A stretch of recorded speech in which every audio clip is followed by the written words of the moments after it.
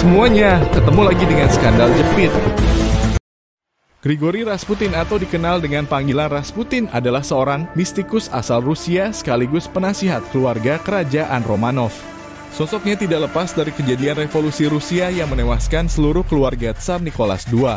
Dia dikenal sebagai pemuka agama gila yang bertanggung jawab atas akhir tragis dinasti Romanov. Sebelum dikenal sebagai biarawan, Rasputin merupakan seorang petani Siberia.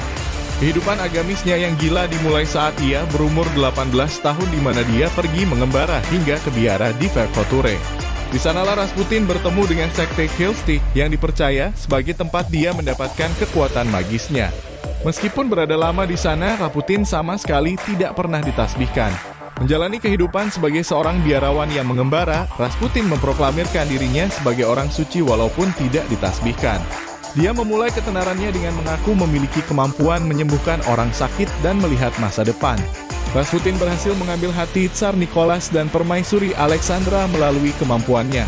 Terlebih lagi ketika dia berhasil meringankan penyakit hemofilia yang diderita Alexei, satu-satunya putra Nicholas II, hubungan Rasputin dengan keluarga Romanov pun semakin dekat. Dengan sikap suci dia di hadapan keluarga kerajaan, Rasputin berhasil menjadi favorit bagi Tsar dan Permaisuri. Namun kesuciannya itu tidak berlaku di belakang keluarga kerajaan. Dia justru dikenal sebagai orang yang cabul dan senang bermain wanita. Perilaku Rasputin yang semena-mena menjadi skandal di perbincangan umum. Desas-desus mengenai Rasputin pun menyebar dan pers banyak membuat berita-berita seram tentangnya. Walaupun banyak cerita tentang Rasputin yang beredar, Tsar Nicholas dan Permaisuri Alexa tetap mempercayainya. Bahkan pengaruh Rasputin dalam kerajaan semakin besar. Puncaknya adalah saat ia berhasil menjadi penasihat pribadi raja. Hal itu membuatnya mampu menguasai hampir seluruh aspek kerajaan, mulai dari politik hingga militer. Pengaruh Rasputin dinilai merugikan negara, sehingga banyak orang mencoba untuk membunuhnya. Salah satunya datang dari Felix Yusupov, suami dari keponakan Tsar Nicholas II. Pembunuhan Rasputin, rahib gila yang dekat dengan keluarga Tsar Nicholas II, menjadi bagian dari sejarah revolusi Rusia. Kematian orang suci dan penyembuh yang kontroversial ini memicu ketegangan di Rusia pra-revolusi. Rasputin mengalami perubahan pesat dalam hidupnya. Berawal dari petani Siberia yang tidak dikenal hingga menjadi pengembara suci. Terakhir, ia adalah salah satu tokoh paling menonjol di lingkaran dalam Tsar Nicholas II. Kehidupan Rasputin berubah pada tahun 1892 ketika ia menghabiskan waktu berbulan-bulan di sebuah biara. Momen inilah yang kemudian menempatkannya di jalur menuju ketenaran internasional. Terlepas dari julukannya sebagai rahib gila, Rasputin tidak pernah menerima tahbisan suci.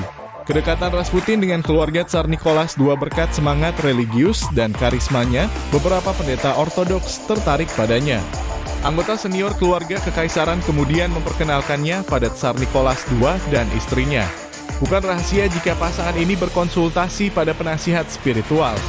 Tetapi Rasputin mengisi peran ini dengan kemampuannya untuk membaca harapan batin. Dia mengambil hati dengan cara memberitahu apa yang ingin didengar oleh Nicholas dan istrinya. Rasputin mendorong Nicholas untuk lebih percaya diri dalam perannya sebagai tsar. Kecemasan Alexandra pun berkurang berkat nasihat-nasihat dari sang rahib. Menjelang Perang Dunia Pertama, Rasputin bahkan ikut memberikan nasihat politik dan membuat rekomendasi penunjukan menteri.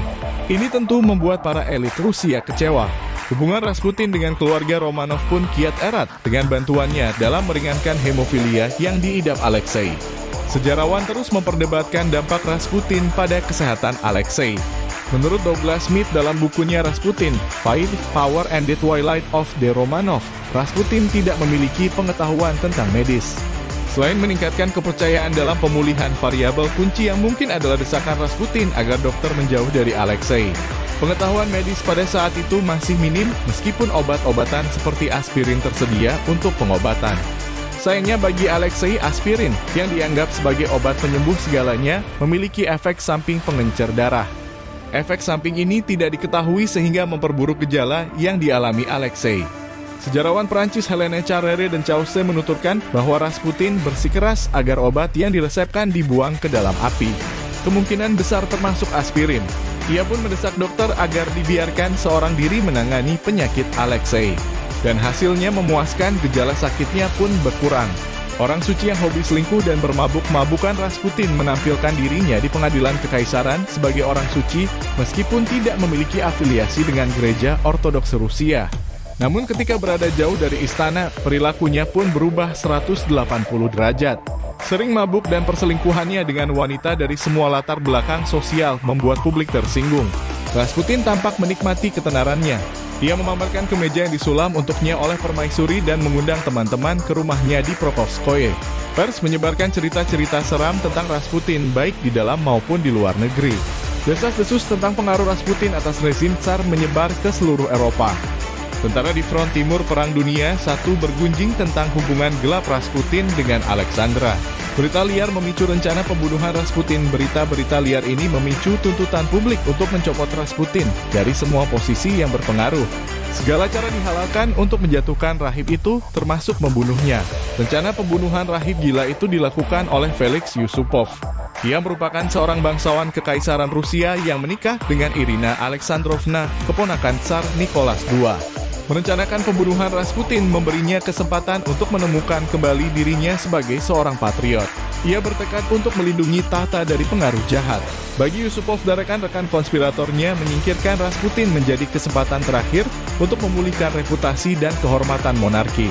Dengan kematian Rasputin, Tsar akan lebih terbuka terhadap nasihat keluarga besarnya dan kaum bangsawan. Bagi mereka, Nicholas II sangat bergantung pada Alexandra dan Rasputin. Yusupov menuliskan tentang kisah pembunuhan Rasputin dalam memoarnya. Ia mengundang Rasputin ke istananya untuk bertemu dengan istrinya Irina. Sang bangsawan pun menyajikan sepiring kue dan bergelas-gelas anggur yang sudah dicampur dengan potasium cyanida. Yang membuat Yusupov heran, Rasputin tampaknya tidak terpengaruh oleh racun itu. Merasa putus asa, ia meminjam pistol dan menembak Rasputin beberapa kali, tetapi masih tidak dapat membunuhnya. Iblis yang sekarat karena racun dan memiliki peluru di hatinya pasti telah dibangkitkan dari kematian oleh kekuatan jahat. Ada sesuatu yang mengerikan dalam penolakannya yang kejam untuk mati, tulis Yusupov dalam memoarnya. Konon ada air di paru-parunya ketika jenazahnya ditemukan, menunjukkan bahwa dia akhirnya meninggal karena tenggelam. Tubuhnya yang babak belur ditemukan di Sungai Neva beberapa hari kemudian. Rasputin terbunuh pada 30 Desember 1916 di Istana Moika. Pembunuhan Rasputin yang sebenarnya mungkin jauh lebih dramatis. Putrinya Maria menulis bukunya sendiri pada tahun 1929. Ia mengutuk tindakan Yusupov dan mempertanyakan kebenarannya memoarnya. Menurut Maria, ayahnya tidak suka permen dan tidak akan pernah makan sepiring kue. Laporan otopsi tidak menyebutkan racun atau tenggelam, tetapi menyimpulkan bahwa dia ditembak di kepala dari jarak dekat. Yusupov mengubah pembunuhan itu menjadi perjuangan epik kebaikan melawan kejahatan. Tindakan ini dilakukan agar bukunya laku terjual dan reputasinya meningkat. Tanggapan dari publik beragam mencerminkan reputasi kotak-kotak Rasputin. Para elit bersukacita dan bertepuk tangan untuk para pembunuh ketika mereka muncul di depan umum. Kaum tani meratapi Rasputin sebagai bagian dari kelompok mereka. Bagi kaum tani, pembunuhan dianggap sebagai satu lagi contoh bangsawan yang mengendalikan Tsar. Maka ketika seorang petani naik ke posisi berpengaruh dengan Tsar, dia dibunuh oleh orang-orang kaya itu.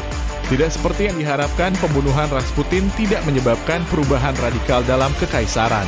Bagi kaum Bolshevik yang baru muncul, Rasputin melambangkan korupsi di jantung istana kekaisaran. Mereka menganggap itu sebagai upaya kaum bangsawan untuk mempertahankan kekuasaan dengan mengorbankan proletariat. Bagi mereka, Rasputin mewakili masalah yang lebih luas dengan Tsarisme. Setelah revolusi Rusia, pemimpin pemerintahan sementara Alexander Kerensky mengatakan, tanpa Rasputin tidak akan ada Lenin. Terima kasih telah menonton tayangan ini. Jangan lupa like, comment, and subscribe untuk membangun channel ini lebih baik lagi. Wassalam.